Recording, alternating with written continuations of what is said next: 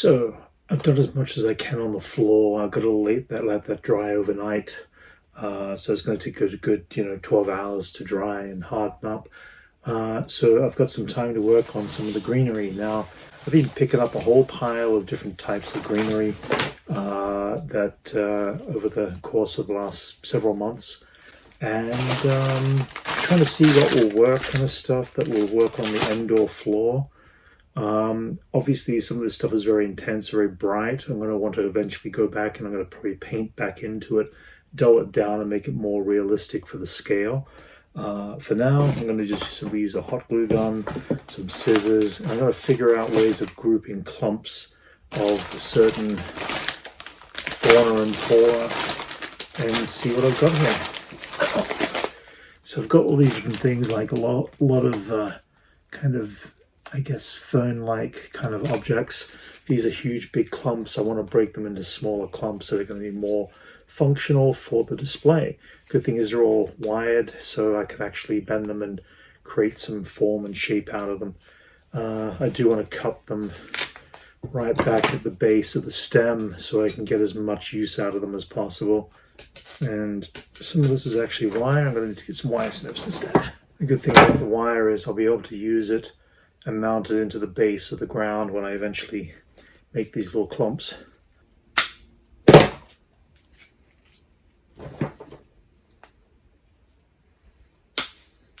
I'm going to have to figure out little ways of making little clumps, probably no bigger than this, because I do want to mix up and match some of the forest. In the case of this, I can use the wire to kind of wrap some of them around, although they need a bit of hot glue help. So I use a bit of hot glue to bond them together in small clumps.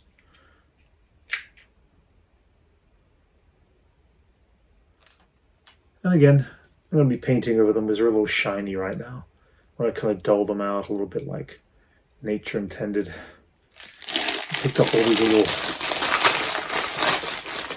little moss balls, which are kind of cool. They will act as rocks and stuff like that, and I'll be able to kind of put some of them and mount them around that. Make it feel like there's natural growth over rocks. I am going to get a whole pile of little stones and stuff too, but I want to put some stones around the place. So now I'm going to go on to some more very fine fern type materials that I picked up.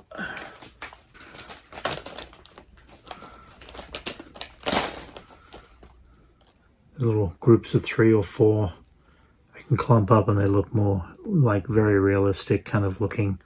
I'll bend them and shape them once the glue is dry, but again, it's just giving me kind of like a beginning point to creating a lot of little pieces of vegetation that I can clump in all over the ground. And again, all of this wire, I'll end up by cutting pieces of it, painting it up, and then I'll be able to use it again as additional vines and stuff, just hanging down from the tree canopies and stuff like that.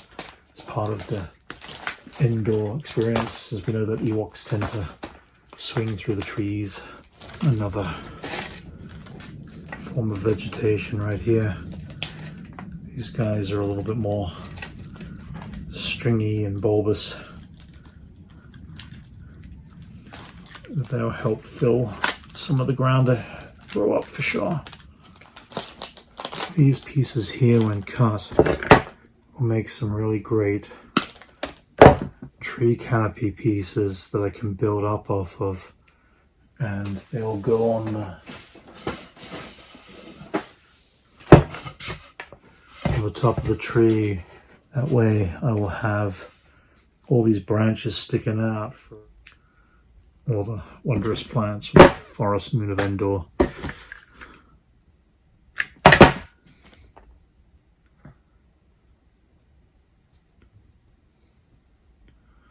So I can get a little clump pile like this built up, glued together.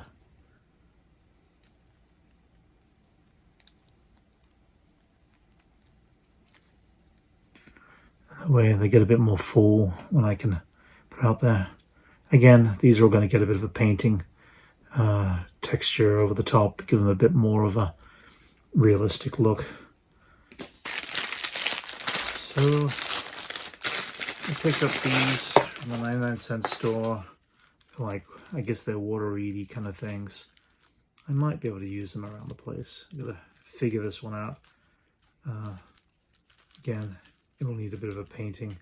Right now they're a little too tall probably for what they are. I can't use them as this, so I'm gonna just cut off the stem and try to figure out a way I can put these together, be a little shorter. They are a little weird, but then it is alien forest moon, so I guess I can get away with a couple of random straggler alien-esque plants. Really, it's just about getting some depth and background and stuff like that. Again, they might read okay as a couple of areas here and there. Some more, I guess, fish water plants. Again, these are really long, but if I can cut them into smaller little clumps, I might be able to get away with a new species. These are really, really bright green though. Hopefully they'll paint over easy enough. Again, there's another lump of greenery that goes in the background. Now I'm gonna join these guys together and do a few more. Just to get an idea what this will look like with trees and pillars and stuff like that, which would be eventually made to look like trees. This is what it's gonna start to look like. And then right now those cardboard tubes are just, eventually the final layer will be kind of looking through the trees with a couple of the 12-inch figures there. This is what it's going to start to look like when I have it all together. Just imagine that once it's all painted up and the trees look like tree bark and everything. I think it's going to look pretty cool. Plus the speeder bikes in there too.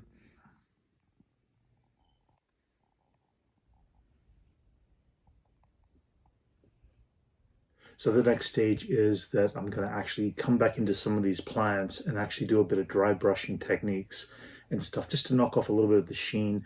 I did spray paint over some of the plants that were really offensive, the ones that were kind of like a very lime green kind of fluorescent color, but I still need to knock them out quite a bit as they're not quite ready for what I want to do for mixing in with the rest of them.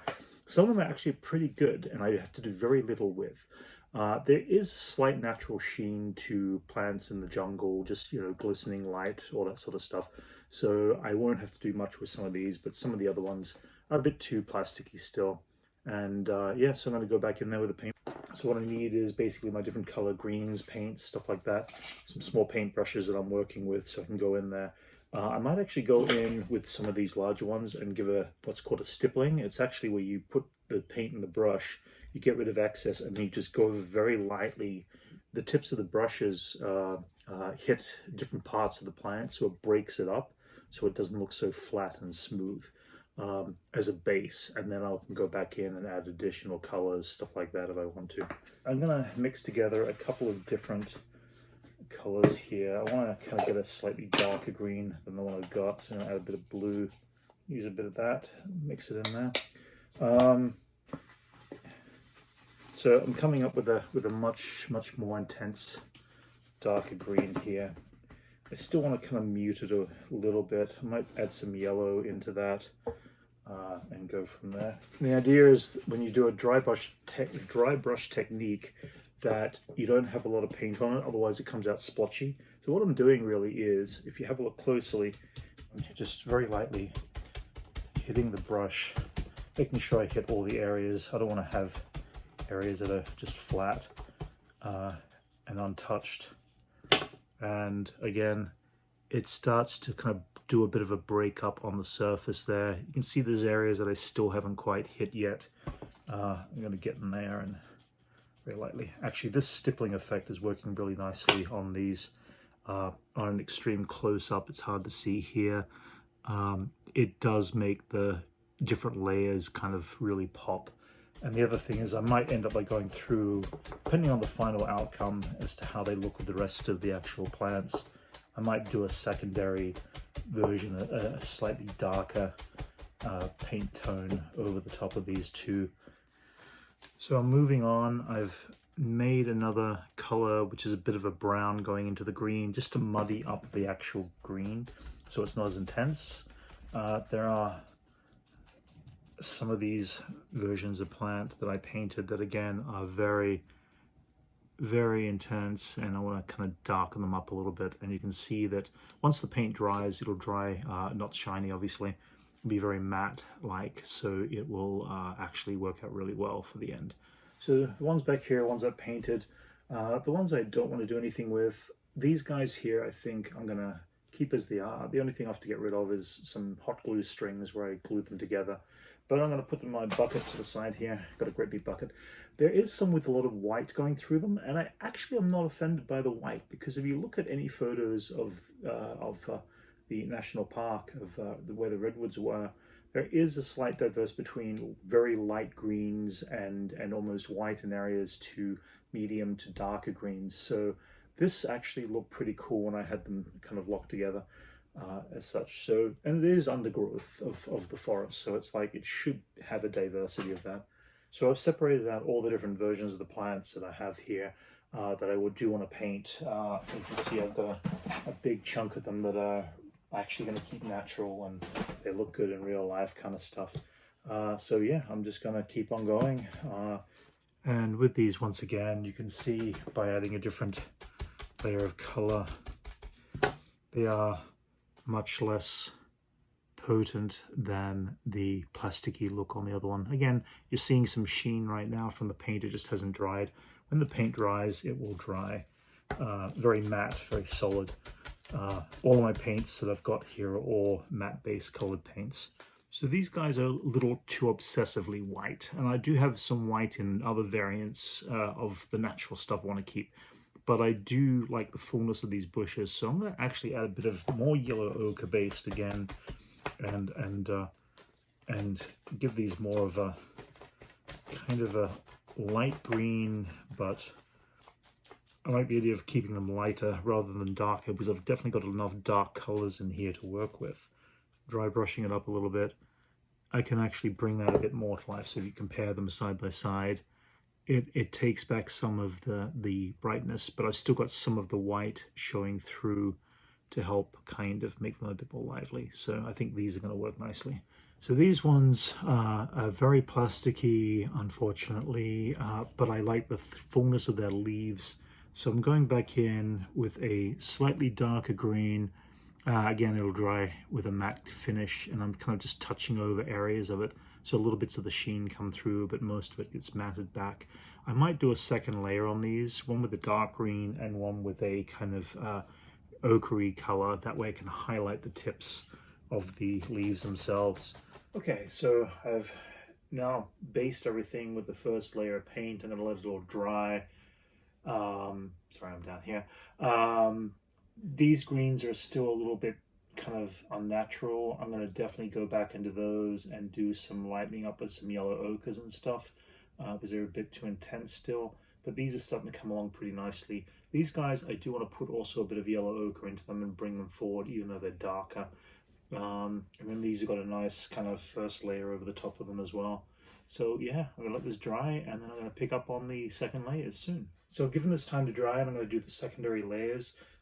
This stuff here, I think I'm going to just go in there and kind of brown out the vines. I'm going to do that separately. This is going to involve a small brush. I still have a big area of base coloring I want to do on the rest of these. These are still very kind of plasticky. I want to kind of break them up a little bit. So I'm going to actually mix in a yellow ochre for this. So I'm going to do the same thing. I'm going to dry brush it on. So this is really thick right here. I've got to get rid of a whole lot of excess paint off my brush first. And the goal here is to kind of soften some of these edges. So use this bowl here. I'm going to go in there, get rid of some of the excess, and go into these leaves and kind of lighten the edges on them a little bit. Starting to take some of that kind of straight out same color of there. It still needs it's a bit patchy. I'm going to go in there and kind of break it up a little bit. Sometimes a big brush helps to break up all the streaks on the smaller stuff. That way it becomes a little softer. So that helps a whole lot more there. And again, when it dries, it won't be so shiny. All the sheen you're seeing right now is just because of the wet paint. But when it dries, it'll be a bit more muted, which is what I'm looking for. And again, if you compare it to what it was before, that's the intensity of the original. This is the one I've just painted a highlight to on the brush on the ends. So I finished these other ones. I've got all these guys done now. I'm happy with the final result. These are a bit of a challenge. Sometimes you make a little error when you're kind of going along the way. I picked up a spray paint that I thought might work, and it's a little too aquamarine-y for my liking. And it's showing through even as I darken some of these. So I'm going to try one last attempt to actually lighten these particular ones a little bit with the same muted green. If it looks weird, I'm going to take it back and then go with a dark green spray paint and take them back, right back to a very dark color if it doesn't work. So I'm going to give this one last chance and one last try. In this case, I'm just going to stipple through the whole thing and see what happens. See if I can knock it all back and get rid of some of that color I'm not enjoying right now. You know, sometimes you live and learn, sometimes you just experiment. In this case, I experimented and it did not pay off in this particular case, which is fine. I mean, that's part of the process of trying different things, different techniques, stuff like that. That takes it back quite a bit. I'm actually kind of happy with that. This is the original, and this is the knockback here version. I'll wait and see when I'm all done and it dries and whether or not I'll plan to do anything with it as specific, but I'll wait and see. I'll play it by ear. One last plan, I want to go back into these guys here. They're still a little bit flat. I want to add a little bit of brown back into the actual veins here and kind of do something a little different with them. I'm not sure how this is going to work exactly. I do have to go through and kind of hit each stem, I guess, without really damaging or hitting the leaf. So I have an extremely dark brown here. I think I need something like this to kind of really break it down a bit better. Let's see what happens here.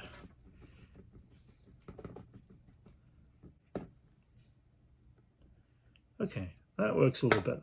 Now, when I paintbrush in there, it's one thing. I still want to kind of soften up the edges a little bit because I'm trying to kind of go with that kind of look. If you can see that, where's the light there? Yeah, I'm trying to go with a look where the stem feels a little bit more kind of naturally darker and browner on the inside, and then they format to the green. So I'm going to do that with these. This is going to take a little bit of time once again, and rather than just being a straight green stem, just helps it a little bit. So I'm going to do that with these guys. I've finished doing my layers, all the paint. I've got the different branch areas in here with the browns. I've got the greens toned down. I'm very happy with the overall look of all of it now. At this point, unless I put them together and realize I need to do some touch-ups here and there, I'm pretty much done with the greenery. My next stage is I'm actually going to mold and craft a clay shape that is going to be my exterior of the trees, which I'm going to actually end up by wrapping around these cardboard tubes to give it kind of like a bark texture and make them feel like they're trees on Endor. And I've got quite a few of those to make as well.